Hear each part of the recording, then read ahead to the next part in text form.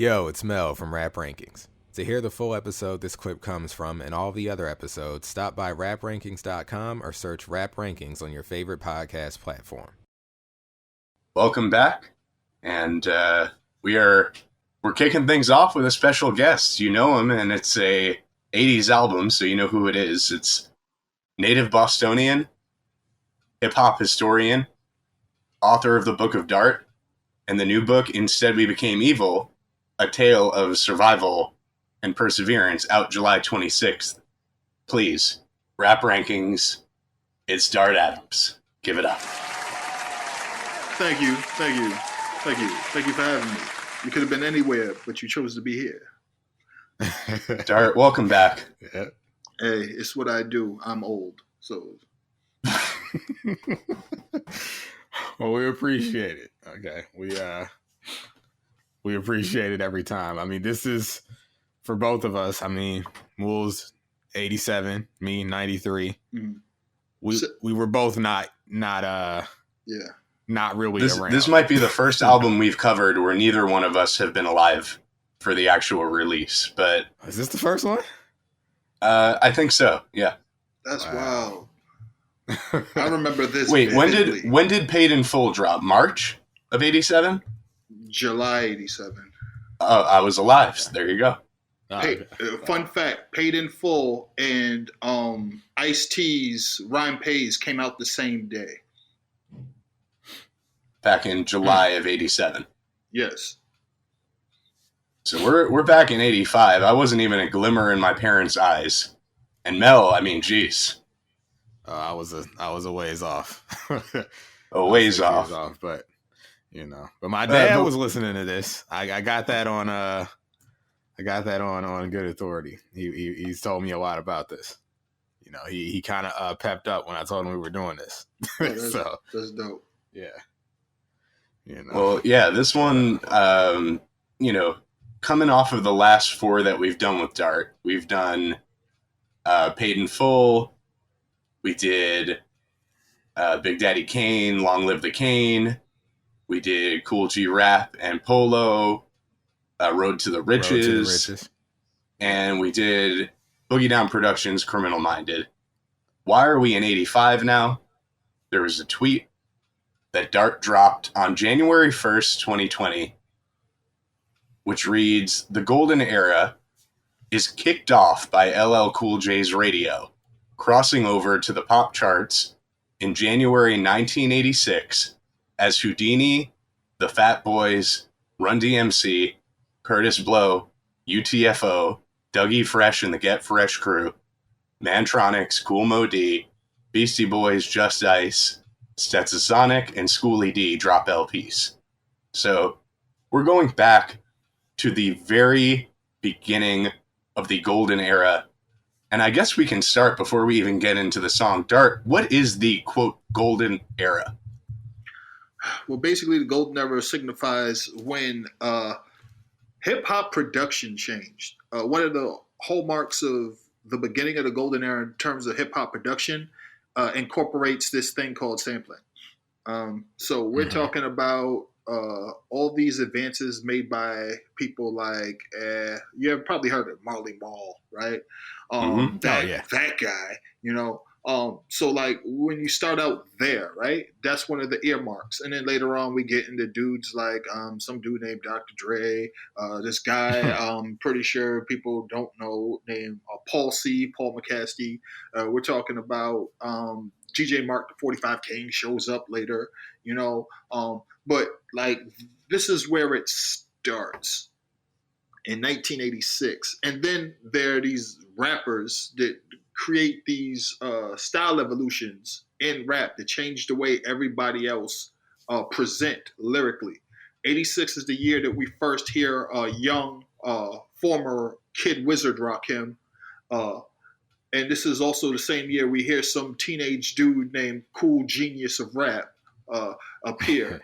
Right? So 1986 is a landmark year because also another young guy emerges by the name of KRS-One, whoever that is. So like it's really 86 is really like a watershed year. And also and the big reason why it's the golden era with all these advances lyrically and sonically is that 86 is the year where rap goes from being a single based genre to an LP based genre. This is crucial because it's the same thing that happened in rock. When rock enters the LP era, not only does it change the way people hear music because the music is being made, it's catering to this format. But what's happening is that radio kind of decides that, well, if we're going to cater ourselves to listening to rap in terms of like albums, or back in the days, rock in terms of albums, that's going to change the way we format radio. And unfortunately, it didn't change the way black radio was formatted because black radio relegated rap to being played only at night and treated it like the redheaded stepchild. But nonetheless, this is the beginning of the golden era of rap. Got it. I would say it is crucial that they kind of pivoted into the LP way of doing things, because there might not be this show without that. I mean, I suppose we could have done, rap rankings where we listen to, rate, rank, and review every single in hip hop history. Oh, but that would be wild because there were a lot of singles. Yeah. Right. No, listen, don't add more to our plate, okay? We got a pretty big enough plate with just the albums. But we still got to figure out how we're going to okay? approach EPs. So, like... I mean, it's going to happen at some point. It has to. That's interesting. Right. Yeah. But so, Dart, where would you put someone like a Curtis Blow or a Grandmaster Flash and the Furious Five, who are, putting out records before this, but was it just not... were the methods different? Okay, so here's a key thing, right? The king of rap in 1985 is clearly Curtis Blow. But the thing about Curtis Blow is, and I've gone on record saying this several times, and I will say it to my grave. Curtis Blow doesn't have a classic album to his name. He doesn't. He has several classic songs, seminal songs, iconic songs, and essential songs in the history of rap. But he does not have a classic album, not one. And he was the first person to reach 3, 4, 5, 6 albums in rap because he put out the first albums. He was the first dude signed to a major, to Mercury, right, in 1979, 80. Christmas rapping in the breaks. It was him first. So, like, he doesn't have a classic album. And if we're talking about Grandmaster Flash and the Furious Five, and then Grandmaster Flash and his Furious Five versus Grandmaster Melly Mel and his Furious Five, which both existed at the same time and both had major label deals at the same time, neither of these groups also produced a classic album, although there are some people that would argue. Some older cats would say that maybe Grandmaster Melly Mel, Piano might be considered a classic, or they might say like I don't think that Grandmaster Flash, the Furious Five, the Source. I don't think the Why Don't Boom Bang or whatever the hell it's called is a classic album. Like when you listen to these albums, it's like there are people that own them, but like they're individual songs. Now we remember the singles. I guess what you're saying is this was an album radio ushering in this new era of sort of an album-minded approach that we kind of need to make these albums as strong, or not even as strong, but we have to sort of follow the album format as opposed to just releasing singles, B-side, etc. Yeah, absolutely. And this is so it's almost like it's catching up to the format now. Yeah, this was the standard bearer, right? So we're gonna start with this particular song. Why? Because Def Jam is kind of kicked off by It's Yours, but the next thing was 84 LL Cool J, I Need a Beat. Then comes the single I Want You, Dangerous, right? That's the next single. And then, like, by the time we get to 85, we need another bomb from LL Cool J because they're going to put out Crush Groove, right? Crush Groove is going to be, and this is crucial, Crush Groove is going to be the creation myth of Def Jam. It's going to be the film. Basically, Crush Groove is going to be the propaganda film for rap. Right. It just is. It is.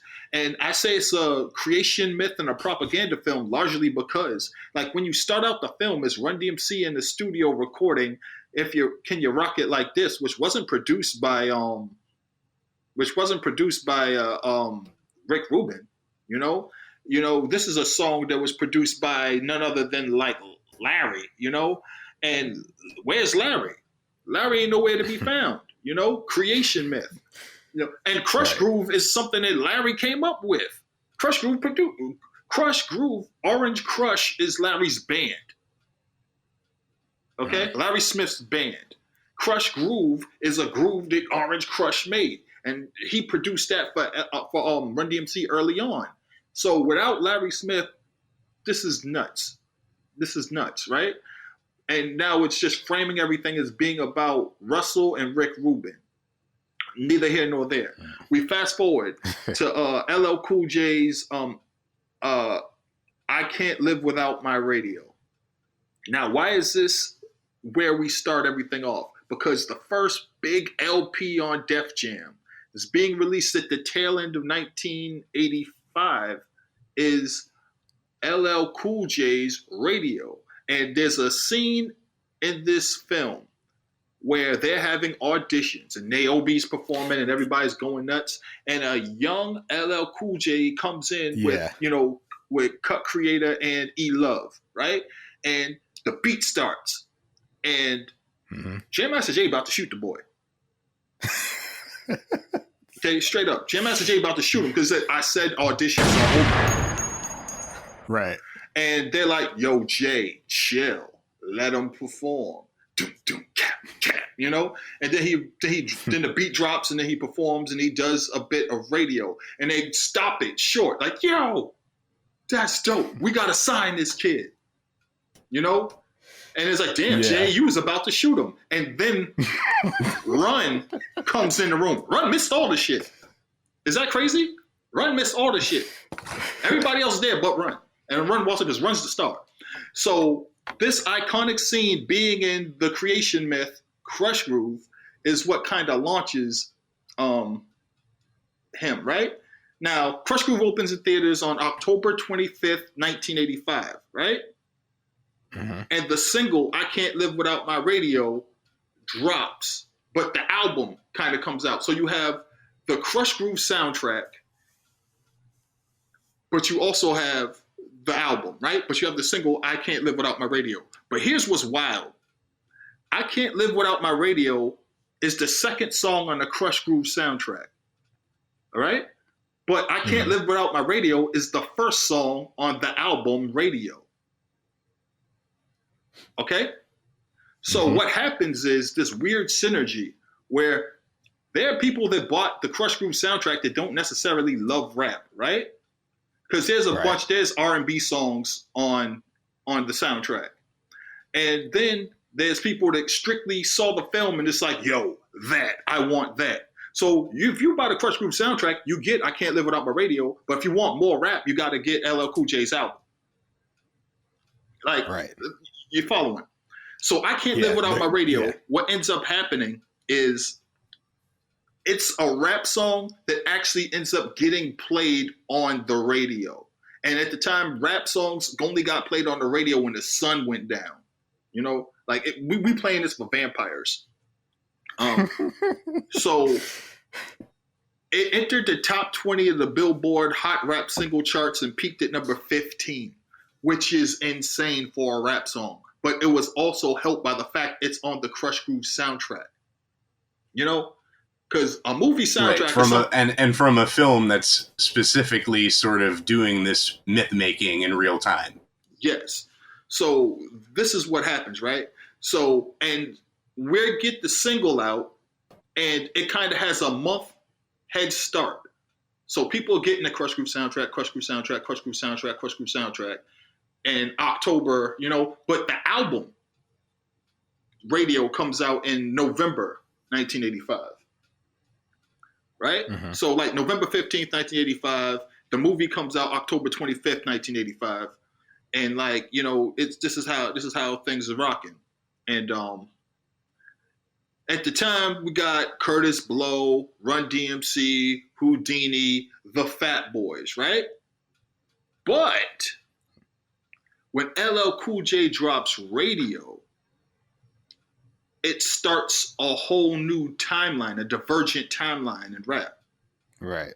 So I Can't Live Without My Radio becomes a massive hit in the face of black radio and black music not messing with rap. And this album becomes like the delivery method for rap to gain any type of foothold. And also for Def Jam, who have a movie about them out. Right. Just the synergy is insane. Everything kind of clicking on all cylinders at once. The movie single synergy, like, you hope to see that in your life as an artist, because you get that, like, now they're coming from the movie straight to your album because they have to have this thing. Yes. It's, I remember that scene because my dad, I remember him, he would play a lot of these artists around me, but it was the early 2000s. He had Crush Groove on DVD, and I remember him hyping this up. He was like, yo, this movie was crazy when it came out for us, because like you were saying, Dart, it was basically like a propaganda piece. And when I finally watched it, I was familiar with most of these people through my dad. So I'm like, this is like the all-star game. Like, everybody's in this thing. And that scene specifically was like one of the standouts because, like, I mean, he just like shut it down. I mean, the performance was like impactful. It was gripping. And it was like, oh yeah, word. Glad we stuck around. So like this movie was definitely, it had to be like, I don't know, 2001, maybe 2002 when I saw Mel, it. in a way, they try to, we covered this in season 4, but, they try to have lightning strike twice with the show. Right. Yeah. I mean, it did strike twice with me. I like the show soundtrack. But I'm sure it didn't have the same impact as Crush. But as Dart was saying, like, and there's some R&B on the show soundtrack, but it's primarily rap. Yeah. This one for me, this song in particular, is one that, to your point, Dart, on those hip hop compilations that would be released towards the mid to late 90s that were sort of like an old school hip hop various artists CD. Yeah. This was one of those songs on there. So this may have been one of the first, if not the first, LL Cool J song I ever heard in my life. But I mean, that makes sense.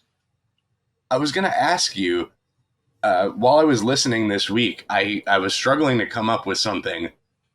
Was LL Cool J the first smooth rapper? Now, he's doing some hardcore rapping on here too, but in general, there are some sort of women-centric records on here. Was he the first? Absolutely not. Far from it. When I think about like the Funky 4 plus one more, we have Kevy Kev, aka Waterbed Kev. His big hit is called Waterbed.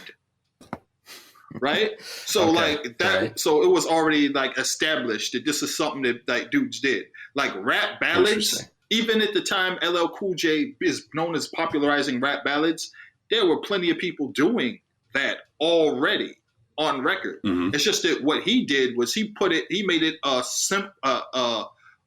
part of his presentation as a young rapper on record. When rap is first becoming LP based or recorded genre in record form, because if you go back and you listen to early Curtis Blow records, Curtis Blow got some girl records where he's doing vocals on them, and these songs are almost god awful and they're cringe, but he's doing it. But there are other people that are like doing the hey girl. Oh, girl, hey, girl, that this is already a thing in rap, going back to 79, 80, 81. But like, well, I was seeing on OK Player recently, I was seeing there was a thread there where people were asking who's the first rapper to sing on a track. God. And I mean, it goes back to the early 80s. 82, I think, 83. Well, there are rappers singing in from 1979 on. I mean, and if we Wow. want to go to like before records, 77. It starts at 77. Rappers, we know it begins 1977 with the three MCs. There's at no point is there a part where we don't have MCs fucking harmonizing. You know, like straight up harmonizing. Like Grandmaster Caz used to write singing routines into all the shows. You know, like everybody, like it was pretty much like doo-wop damn near with rap. Cats was straight up like some, the one person with the kazoo and everybody warms their voice up. All right, guys. If you were gonna be in a rap group, that was gonna be the thing. Huh. So it cracks me up when now people talk about who was the first MC to sing or harmonize. Like, who didn't harmonize? Like, who didn't? Right, it was part of the route. It was part of the show. It was part of the routine. It's what everybody did.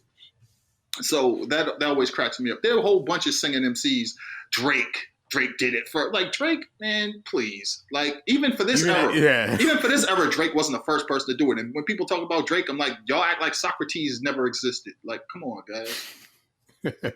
As a Drake stan, I know that he wasn't the first. Yeah, like he managed to, right. He just managed to take it to a level not yet seen, in a I guess pop rap space. But there were plenty of rappers before him who had success in a pop rap space, incorporating singing and rapping. So like, and then like when you think about this particular song, right? I Can't Live Without My Radio. I Can't Live Without My Radio is like one of the biggest songs over the Christmas holiday, right? Mm-hmm. And it allows for like radio to enter the hot top black albums chart on December 28th, 1985. Okay? Like think about this. A rap album just entered a domain where this is where we have Aretha Franklin. This is where we have Michael Jackson. This is where we have the best of the best black albums. This is everything you could imagine. And it's a rap album in here with all these R&B and soul and funk records. Cameo belongs here, not you. And so it ends up in the top pop album charts 2 weeks later. So by the time we get to the January 31st issue of Black Radio Exclusive magazine, I Can't Live Without My Radio, the single, was chosen as the hottest 12-inch in the Northeast by the staff, right? And it's rotating on WBLS, which is 107 FM, and KISS 98.7, which is WRKS, right? And these are two of the biggest black radio stations, and they're playing this rap song in their regular rotation, right? It's insane. Right. So this song kind of cracked open everything, and the album Radio cracked open the door. And it allowed for what happens later when Run DMC drop Raising Hell, and later when like Beastie Boys, knock down the towers, with their album, It's time, Mm-hmm. So all this starts from LL Cool J releasing his album late 85, and then it doing what it does in early 86.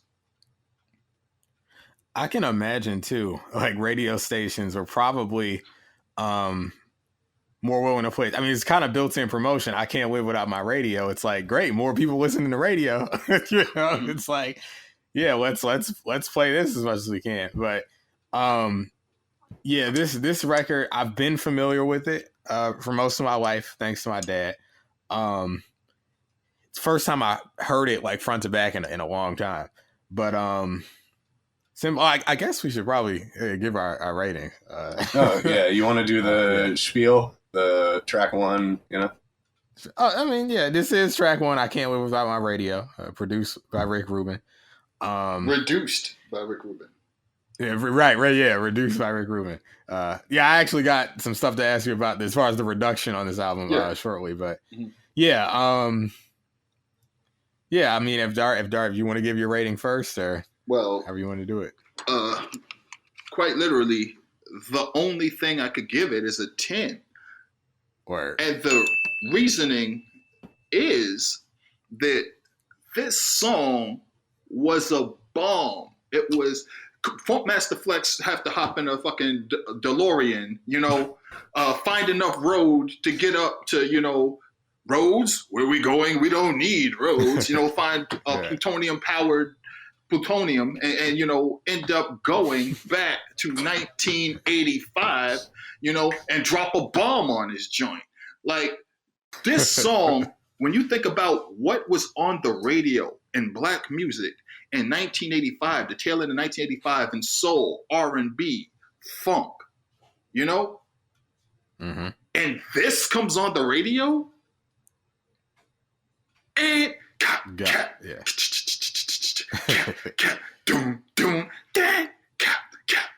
you're gonna play this when the sun's up? You dare play this when the sun's up? And it happened. I lived through it. To me, it was harkening back to, like, I remember when Roxanne ended up getting played where the sun was up, and The Show and Lottie Dottie. I was like, oh my God, they're playing a rap song, while like the sun's up. How they do? Wow, this is like, it's almost like, oh my God, our people will one day be free. You know what I'm saying?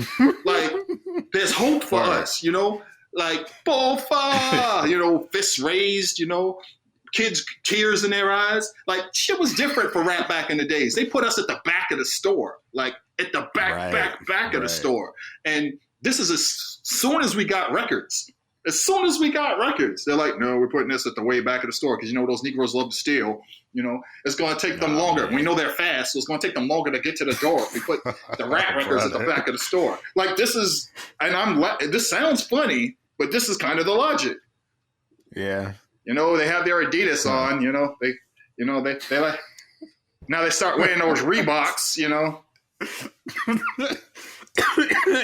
Wow. They got all that arch support, give them a head start. Get somebody at the door to stop them cold, Right. Yeah, I mean, it's a shame, but right, it does make sense logically to do that. Yeah, but yes, I Can't Live Without My Radio manages to do things that other rap songs didn't. For one, it got on the radio thanks to the fact that it's attached to a film, and thanks to the fact that it's a dope song. Right. Once people started adding it in New York and in, Connecticut and in Massachusetts and in Philadelphia, it's over. You gotta add it. Because once it starts climbing the charts, once you see it in Billboard, the cat's out of the bag. You know what I'm saying? Right. You can't get the shit back in the donkey. It's a wrap. So this song, this album, set it up for everybody.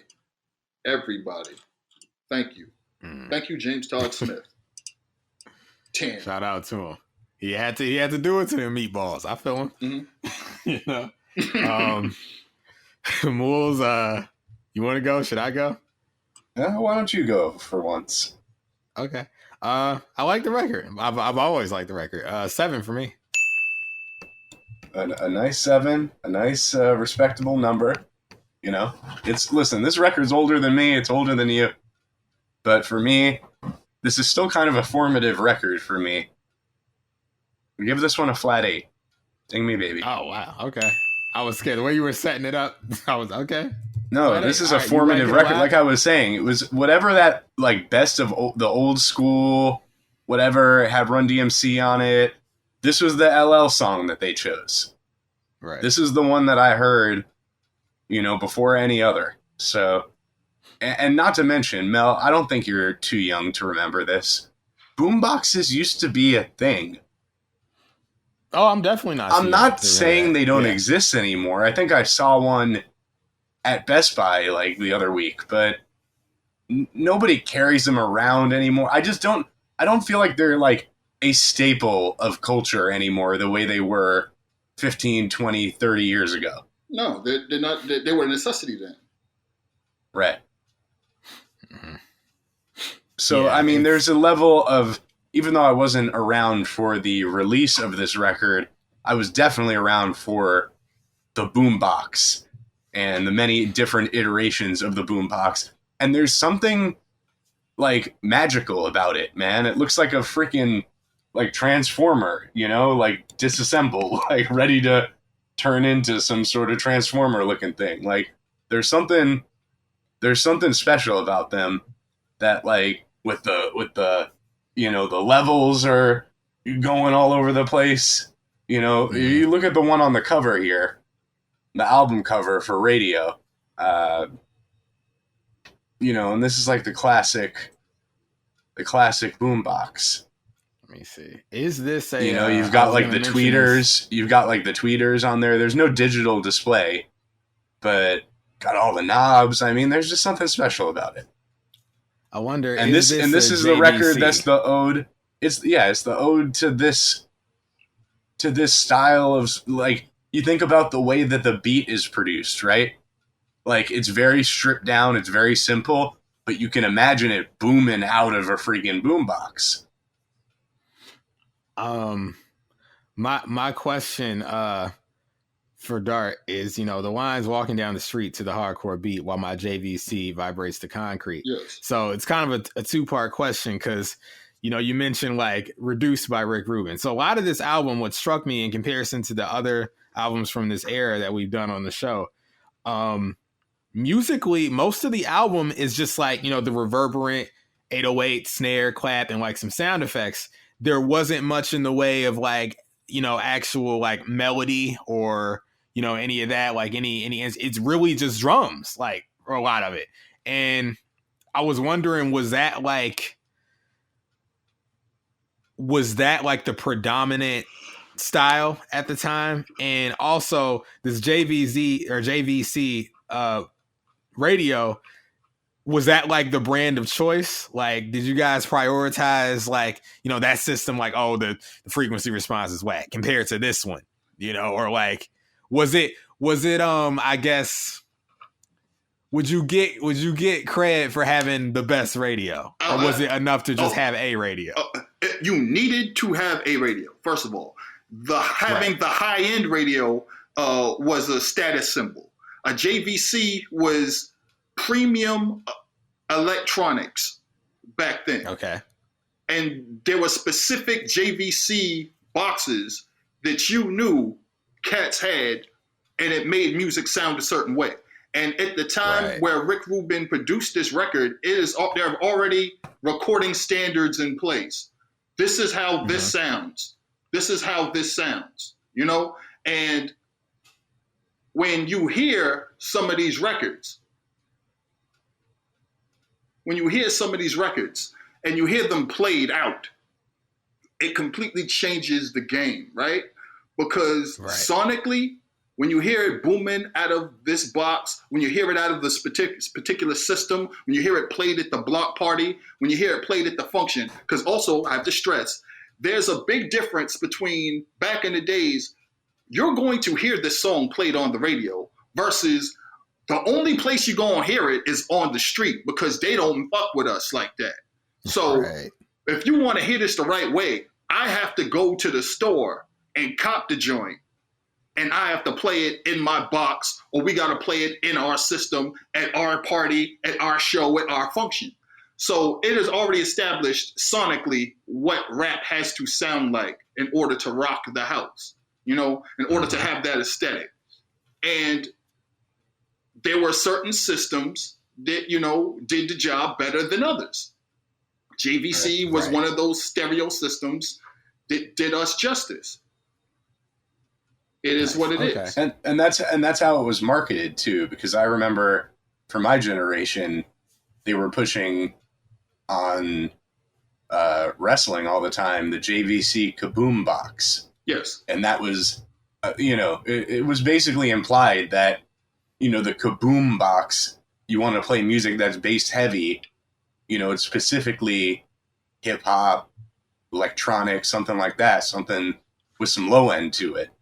And the low end theory. you know, that was the boombox we all wanted. I didn't know a single person with a JVC kaboom box, but that's the one I wanted.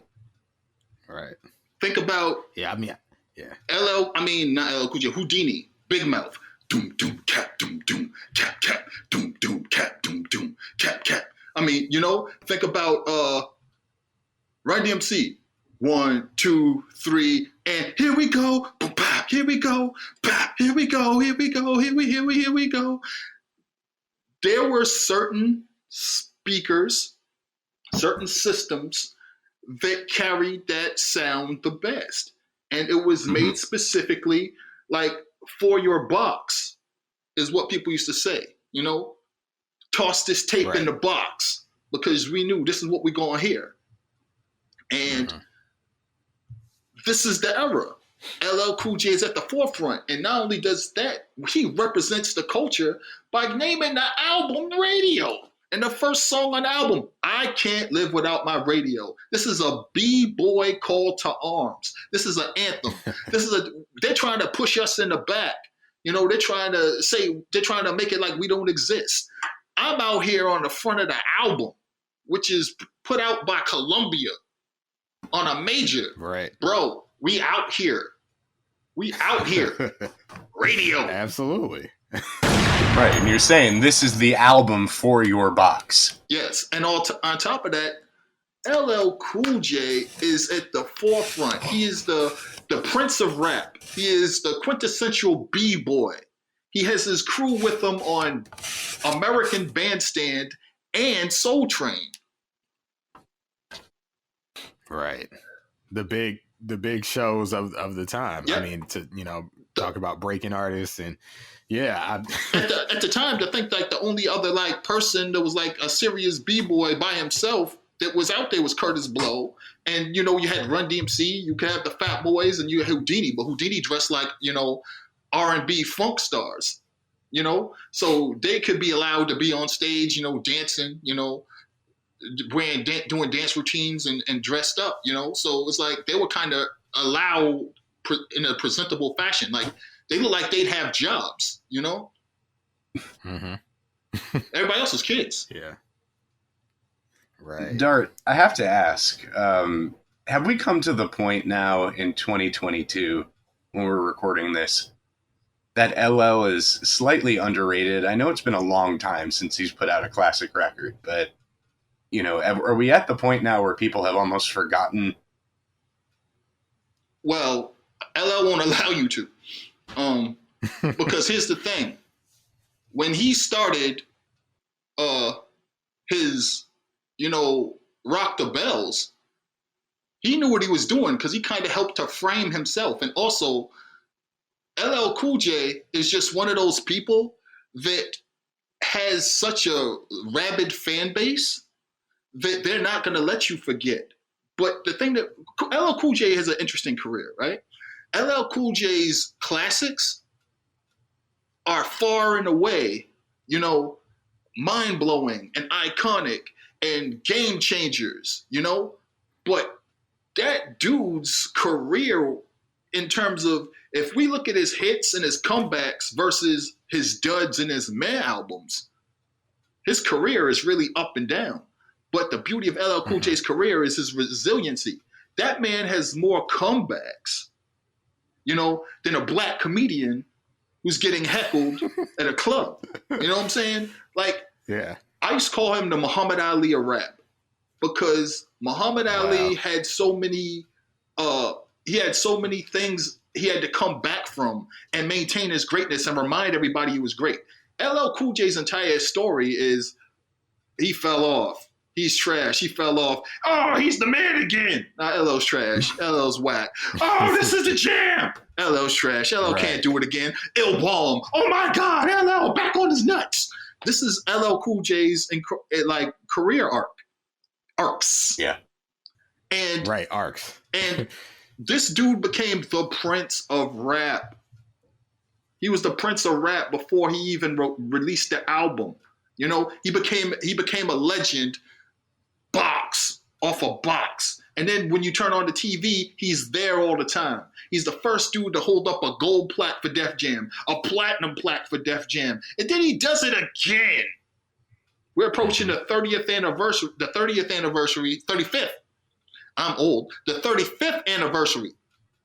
of Bigger and Deffer. Right. Which I remember even better than this. Because I was older. You know? Mm-hmm. Wearing my acid wash overalls, you know, with my Reeboks, being outside, you know, during the crack era. It was real. Right. You know, but yes, this is what kicked off the golden era, most definitely.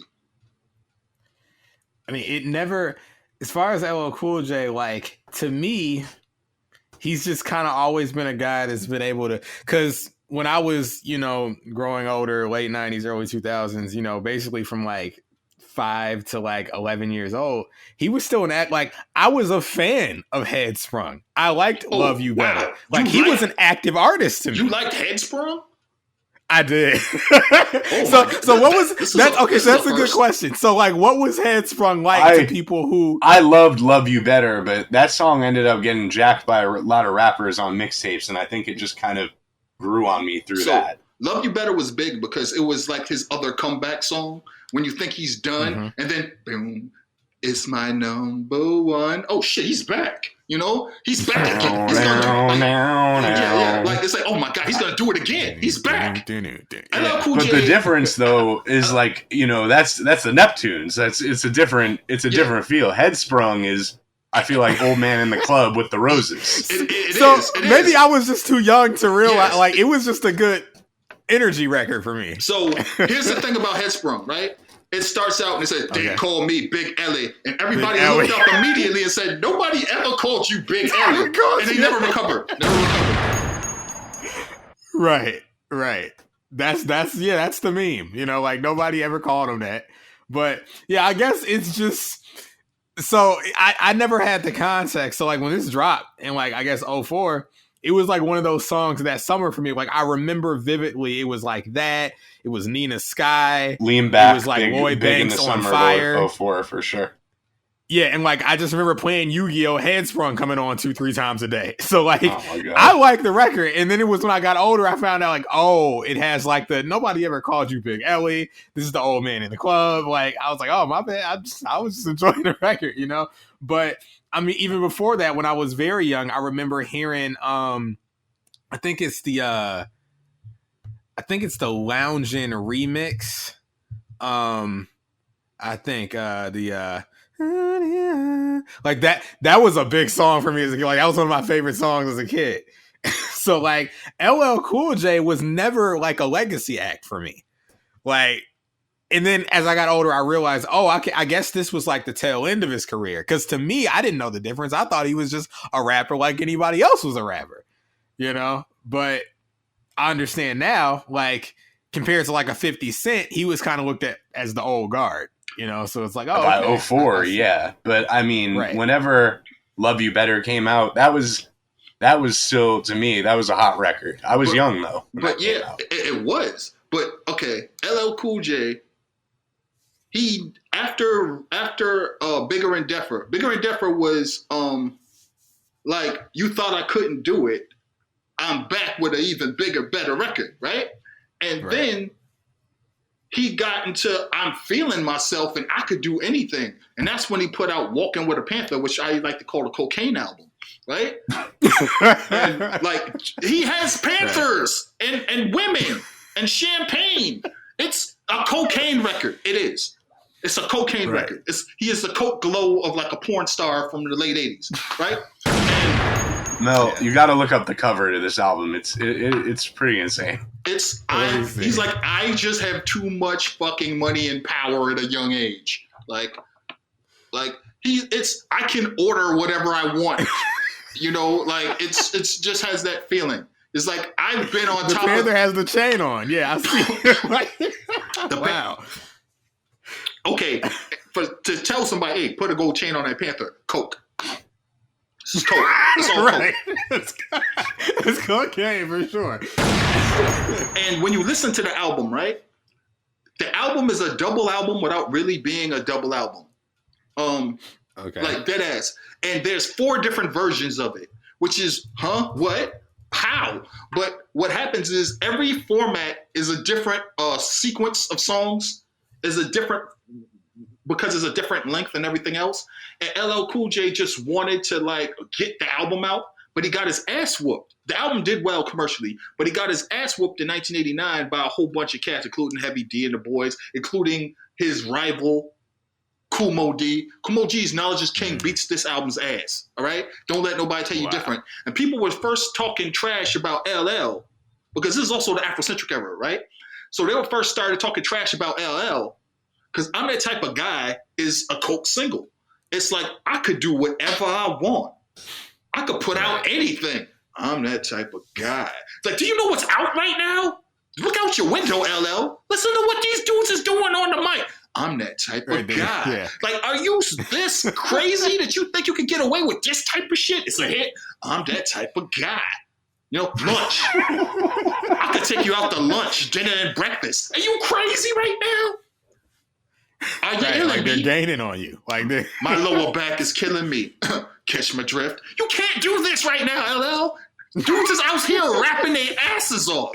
Like people are rapping whole new asses for people. Like people are forming weapons from liquid off a rap. Like, are you crazy? You can't do this shit. Wow. There are people think about what do you call it? The Avatar. Motherfuckers is air bending. They're fire bending. They're blood bending with rap. You know, you got like fucking Wu-Tang soldiers out here, you know? Like you got monks, you know, out here rapping monks. And you're out here just doing anything. Just doing anything. And so like he needed a comeback. Everybody started talking trash about him, and then he puts his first official comeback album out, which is, you know, I'm Gonna Knock You, like Mama Said Knock You Out. But then he started feeling himself again because he's on top of the world. So he puts out a trash-ass album, 14 Shots to the Dome. So now everybody making fun of him again, bucking him down, backseat of my Jeep swinging episode. You know, like, really, dog? Like pink cookies in a plastic bag getting crushed by buildings? I was just about to ask, is this the Pink Cookies album? Yes. Yeah. Like, you just saying anything right now, dog. Like, because... Do you know we were sitting around trying to figure out what pink cookies in a plastic bag getting crushed by buildings meant? And we came up with the idea that the plastic bag is a condom, pink cookies is a vagina, and the buildings is the dick and the balls smashing into the pussy. All right? I'm sorry I made it this graphic, but that's what it is. And LL come out and say you're good. LL come out and say something. LL came out on Twitter and said something else, and we sat here and laughed our asses off. We knew what it was, because at the time LL came out and did this, LL was addicted to porn, and LL was smashing any and everything. All right? Wow. And only somebody who had access to high quality porn on a regular basis in that era had condom porn at their disposal. Right. Because the only way you're going to come up with that is either you have that type of condom porn at your disposal or you smashing everything. And it's been drilled in your head, yo, you better wear a condom. Pink cookies in a plastic bag, getting crushed by buildings. Who thinks that shit up? Nobody's sober. Right. But, and then I guess after that, he would come back again. With Mr. Smith. The Mr. Smith album was a comeback. And then he dropped some trash like Phenomenon. Oh, the album was supposed to be Smithsonian. That was, great duck there. And then, you know, he comes out with, I believe, the 10 album in 2002, which has Love You Better and Paradise and everything on it. You know, Headsprung, they call me Big Ellie. They tried so hard to push that. Hey, ladies, you want to get your hair done? I'm like, are you stupid? Are you serious with this shit, LL? See, you got to realize, though, this was the era that Timbaland first started cycling steroids, so the beats sounded a little weird between, like, 04 and 06. A little brawly. Well, also, this is also the era where he had Danger Hands, you know, going back and doing work for him and putting his name on it. And some people say it. Some people say it. He did it. Some people say it happened. It happened. Allegedly, I'm using air quotes. You can't see me. I'm doing air quotes with my fingers, guys. Allegedly, that's what happened. Well, I hate to float another conspiracy theory, but Mel, can you hit the X-Files music? Oh, you want me to hit the music? Yeah. Oh, this is gonna be fun. I'll pull it up. Yeah, Moles is just coming off of the DJ Quick ghost produced King Kunta for Kendrick. Oh boy. Yeah, so now we got another theory. Oh, let me make sure. Okay, here we go. All right. So Dart was mentioning that LL had access to condom porn, and someone would have to have a large collection of high quality porn in order to have some condom porn. And I believe the answer is right under our nose. Mr. Porn Sex Beats himself, DJ Premier. Oh man, DJ Premier gave this? LL Cool J the condom porn that ultimately led to the pink cookies in a plastic bag getting crushed by buildings. Sorry, Primo. Unfortunately, that's very unlikely to have happened because Primo and LL Cool J just didn't work together that much, and he was still messing with Marley Marl heavy at the time, especially in the early 90s. They probably didn't cross paths Mythbusters. They probably didn't cross paths that much. And it's funny because in the early 90s, the guy who was slated as the porn king, I don't know if you're old enough to remember this, was a dude who was in the Soul Assassins camp named Son Doobie, who is a member of the group Son Dubious. His entire thing was he was the porn king. And he even did a porn film, and it's referenced by Eminem. Wow. Yo, you didn't see that movie, kids? No, but I seen the porno with Son Dubious. Yeah. So I never knew about this Son guy. Doobie Porn King, the first Son Doobie album, which Doobie You Be, 1993. Yeah, baby. Yeah, baby. Hey, yo, D, give me a Pop-Tart. This movie's great. Yeah. Find Son Dubious, which Doobie You Be on YouTube, because everything's on YouTube.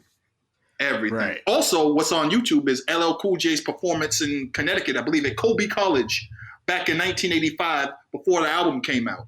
You can find that. And you can see LL Cool J trying to explain what rap is and what a rap show is to people at Colby College in 1985 in Connecticut. And he's performing his ass off with Cut Creator. And they kind of know who he is, but they don't know who he is. It's incredible. If you want to understand, this is on YouTube. It's on YouTube. I watch it from time to time, and also like the beauty of YouTube is that it has a bunch of LL Cool J live performances / freestyle sessions from when they were on tour together. And there's this one, I believe it's from the Powerhouse in Philly, and at the time they're on tour, LL Cool J is kind of beefing with Run because LL Cool J is Run and J and D's little brother. All right, he's always running behind them, and they're always giving him and telling him what he can and can't do. They ain't on the same label, but they're in the same camp, right? Like Rock the Bells was supposed to have a different beat, but Run DMC used it for Peter Piper and said, "You can't use that. You can't use Mardi Gras." So Rock the Bells is a different beat than the beat he intended, and they would do that all the time, and they would go back and forth. Like I don't know if y'all know this, but if you ever heard the song Perfection, LL Cool J wrote that routine for Run DMC. And if you've heard the song Is It Live? Is it live? That's a routine that LL Cool J wrote for Run DMC. Because they were his idols, along with a dude named Silver Fox. So LL, had a rivalry with Run DMC. So if you listen to it on YouTube, LL was rapping his black ass off. His teenage black ass off, and he raps even harder when they announce, "Hey, yo, Run DMC just came through the door."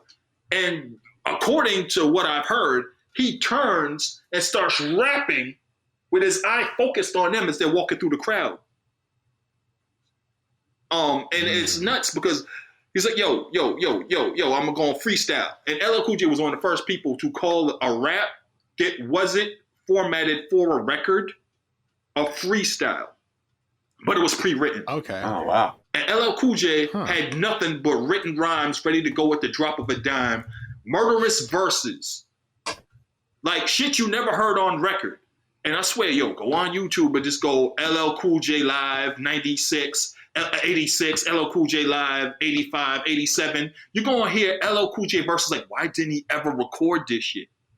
Why didn't he ever record it? Right. He's just going for 48 bars. It's just like fire. It's insanity. And he had this all ready to go. It's crazy because you assume he probably held back because he didn't think listeners would be ready for a lyrical onslaught such as that. But then a year or two later, we get Rakim and it's off to the races. I mean, I think the beauty of it is that one of the things that helped it come out is Jack the Ripper is the gold standard of diss tracks. Like, Jack the Ripper changed everything. I anoint your head with oil, lots of oil. Like, LL Cool J has an out-of-body experience on Jack the Ripper. And Jack the Ripper was like a B-side. Say my, I play my. Check out the box behind the coupe without the AY. And when you listen to things like, he did certain songs on the Cocaine album, Walking with a Panther, that he is rapping double time, triple time, and doing styles that weren't popular for another 2-3 years. Like he's on cocaine, but also he's super lyrical, right? He just lets everybody know, but like, it gets no rougher. Like, Nitro, shit like that. But the thing is that the album's uneven. I see. But he always correct. And like he needed so many comebacks. And another kind of minor comeback was the Flavor in Your Ear remix, Word to Mama. I chunk kiss a piranha or retrocuted paracuda. I'm here to bring the drama. No one knew what he was talking about, but it sounded fly. Is she? Blowtitious. Skeevy, delicious. Give me goose, goose, love me good. Oh, damn. Hollister Hollywood. But is he good? What? Are you okay? Huh. Are you okay? James, we good. What did any of that mean? But Ghostface, MC Ultra, ravioli bags, a bunch of kids yelling belly aches. Yeah, that's dope. When Ultramagnetic MC says nothing, we go crazy. So let LL say nothing, Let the man let the man do what he does. You know what I'm saying? It's bad enough he did pink cookies in a plastic bag. You know what I'm saying? Dude made a song called Milky Cereal. You know what I'm saying? We let him go with that. He did 6 minutes of pleasure, and the video looks like a Disneyland porn. So let him. Oh, if you haven't seen the video for 6 minutes of pleasure, go look it up. I gotta check that out. It's the weird. And also, he did the film Toys, which made us worry about him. Toys. Okay. Robin Williams. Yes. Is that the one? Yes, that's the one. Toys is terrible.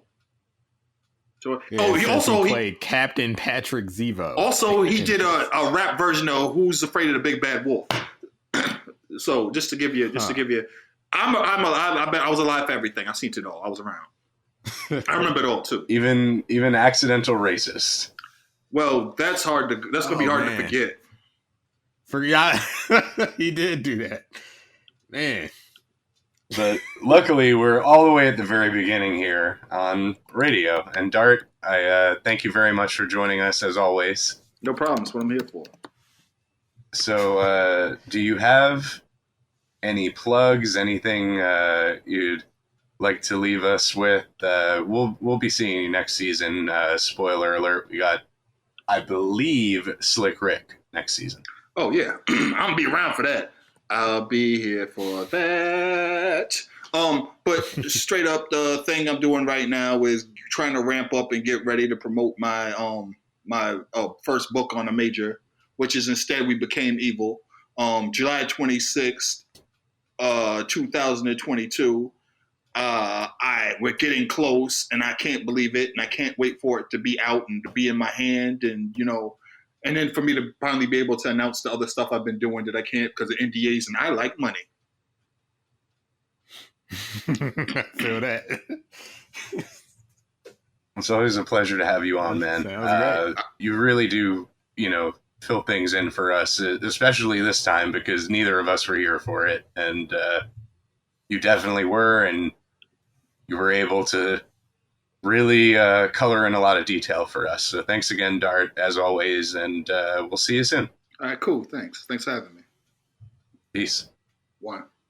Yo, it's Mel from Rap Rankings. To hear the full episode this clip comes from and all the other episodes, stop by raprankings.com or search Rap Rankings on your favorite podcast platform.